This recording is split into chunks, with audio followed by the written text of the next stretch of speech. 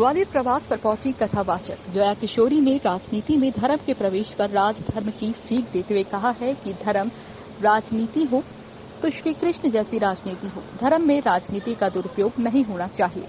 कृष्ण ने भी महाभारत में राजनीति की थी। अगर कृष्ण सी राजनीति करेंगे तो जीत जाएंगे और अगर दुर्योधन जैसी राजनीति करेंगे तो पराजय मिलना निश्चित है। राजनीति में प्रवेश के सवाल पर उन्होंने कहा कि उनका बिल्कुल मन राजनीति में आने को नहीं है। राजनीतिक पार्टियों से जुड़े लोगों द्वारा अपनी सत्ता को बचाने, सत्ता लाभ के लिए संतों की शरण में जाने के सवाल पर जया किशोरी का कहना है कि अच्छी सोच के साथ कोई अगर किसी व्यक्ति के साथ जाता है तो उसमें किसी तरह की बुराई नहीं है। कथावाचक जया किशोरी ने 6 वर्ष की उम्र से ही भगवान की बाल लीलाओं का बखान करना शुरू किया था और धार्मिक भजन गाना शुरू किए थे। उनके धर्म की ओर झुकाव और प्रेरणा के सवाल पर उन्होंने कहा कि 6 साल की उम्र में मैंने धार्मिक भजन गाए थे और 12-13 साल की उम्र से कथा कर रही हूँ।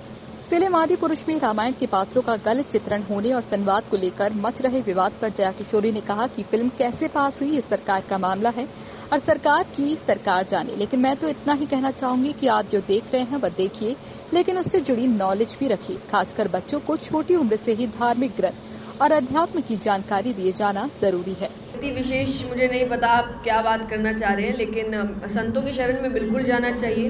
और संत जब दिक्कतें आई हैं तब हर क्षेत्र में उतरने की उन्होंने कोशिश की है। देखा जा रहा है कि कई संत सत्ता चलाने की कोशिश कर रहे हैं। आखिर ये गलत है कि नहीं, इसको आप सही मानते हैं, गलत मानते हैं?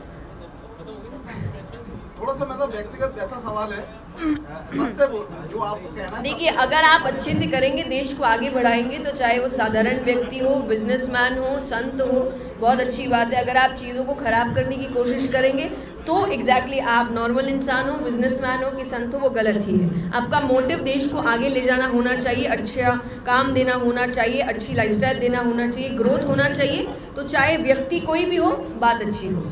मेरा एक सॉफ्ट प्रश्न है। कथा नहीं, भजन से शुरुआत की। 12-13 साल की थी मैं जब मैंने कथा करी। तो मेरे घर में हमेशा से यही माहौल था। हम भजन गाते थे, हनुमान चालीसा करते थे। हमें कहानियों की जगह जो सिंड्रेला, स्नो वाइट की कहानियाँ होती है, श्री कृष्ण श्री राम की कहानियाँ सुनाई गई, तो एक इंटरेस्ट बहुत जागा मन में। तो थोड़ी सी भी जब समझदारी आई तो अपने आप मन किया कि मुझे और जानना है, पढ़ना है। तो शायद वही मुझे, मेरी जिज्ञासा ही यहाँ तक लेकर आई है। मैंने कभी भी सोचा नहीं, प्लानिंग से नहीं करी कि अच्छा अब ये करते हैं, अब वो करते हैं, आज तक नहीं।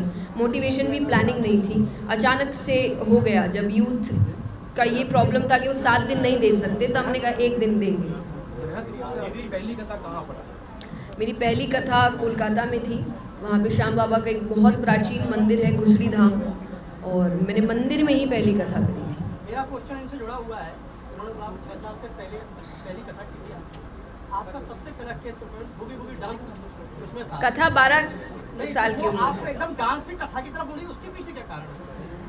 आप तो बड़ी अंदर की जानकारी लाए। मुझे कारण एक्चुअली किसी, हाँ बिल्कुल, मैं उस वक्त 8-9 साल की थी शायद। तो हाँ जी, तो मुझे नृत्य का भी बहुत शौक है और आप वो आज भी देख सकते हैं। तो आप कथा में आएंगे तो आप देखेंगे मैं व्यासपीठ पे बैठे बैठे भी नृत्य करती हूँ। परिवर्तन कुछ नहीं, हमने सब मिक्स कर दिया। लेकिन बस मेरी जिज्ञासा भगवान की ओर बहुत ज़्यादा बढ़ती गई, जो बाकी जिज्ञासाओं से मुझे ज़्यादा खींचती और लेकर गई, इसलिए मैंने उसी को अपना क्षेत्र चुन लिया।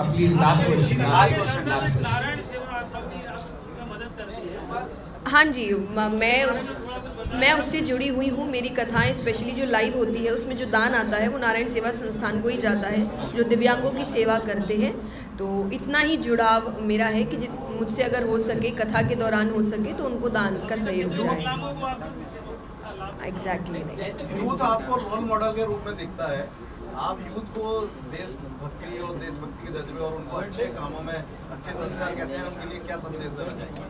कि आप आध्यात्म से जुड़िए। मैं हमेशा कहती हूँ कि मैं बहुत यंग एज से जुड़ गई थी, इसलिए आज बहुत जल्दी ही मुझ में जो बदलाव आना चाहिए, जो समझदारी आनी चाहिए, जो समझ होनी चाहिए सही गलत की, वो आ गई है।